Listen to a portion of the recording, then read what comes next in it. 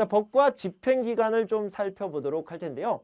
사법기관과 집행기관이 있습니다. 사법기관에서는 재판을 한다. 집행기관에서는 범인을 잡아서 이 사람을 재판해 주세요. 이렇게 말하는 겁니다.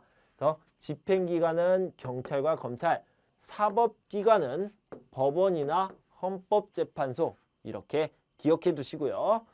법과 재판의 종류는요. 크게 민법과 형법이 있는데 민법은요.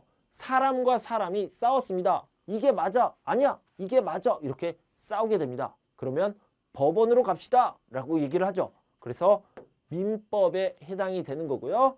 민사재판을 하게 됩니다. 자, 형법이라는 것은요. 경찰과 관련된 것을 얘기합니다. 경찰, 그러니까 범죄, 죄를 지었어요. 법을 어겼어요. 그러면 형법에 적용돼서 형사재판을 받게 됩니다. 다시 한번요. 개인 간의 갈등과 분쟁을 해결하는 것을 민법이라고 하고요. 범죄를 해결하는 것을 형법, 형사재판을 하게 된다. 알아두시고요. 자, 이렇게 범죄를 저지르면 3번 재판을 할 수 있습니다. 그래서 억울한 일을 당하지 않도록 3번을 재판할 수 있는데요. 이렇게 1심, 2심, 3심이라고 해서 3심제도라고 얘기합니다. 3심제도 꼭 알아두시고요. 3번, 1번, 2번, 3번 이렇게 재판을 받을 수 있다. 그런데 이 3번째 재판은 어디에서 받느냐? 대법원에서 받을 수 있다. 이것까지. 대법원에서 마지막 재판, 3번째 재판을 받을 수 있다. 여기까지 기억해 두시면 좋겠어요.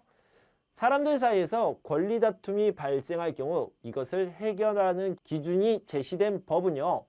사람들 사이의 권리 다툼, 분쟁이라고 얘기할 수 있죠. 갈등이라고 얘기할 수 있습니다. 분쟁이나 갈등이 생겼을 때는 민법이 적용이 됩니다. 개인 간의 다툼 해결을 위한 판결을 내리는 것, 그러니까 분쟁, 갈등 때문에 민법이 적용이 되는 그런 재판을요. 민사재판이라고 얘기를 합니다. 자, 그럼 다른 법은 뭘까요? 국민으로서 하지 말아야 하는 행동과 그러한 행동을 하면 처벌받는 사항을 적어놓은 법, 즉 범죄에 대한 이야기를 하고 있죠. 그래서 이런 범죄에 대해서 적어놓은 법은요. 바로 형법이라고 합니다.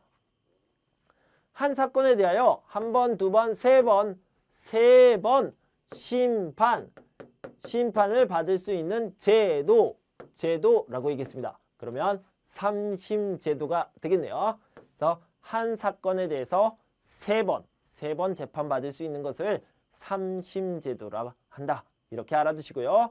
3심제도에서 가장 높은 지위, 그러니까 3번째 재판을 받는 곳은 어디입니까? 바로 대법원이다. 이렇게 알아두시기 바랍니다. 한국에서 법 집행기관에 해당하는 것. 자, 법 집행기관이 있고요. 사법기관이 있다고 그랬습니다.